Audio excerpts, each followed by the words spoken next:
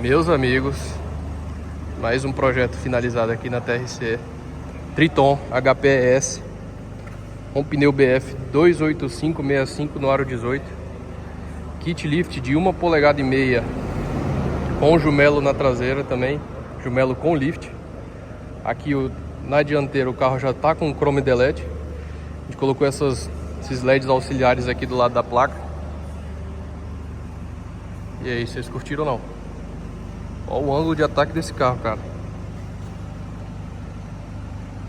Olha como ficou chique. A traseira aqui já tá com essas lanternas escurecidas também.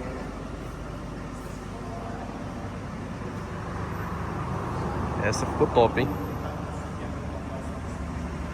E o adesivão que não pode faltar, né? Olha lá, ó.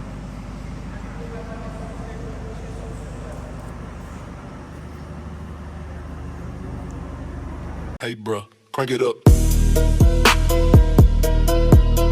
Wow. Wow. Wow. Man, I got nobody. I don't know about that, but you know how we do right here.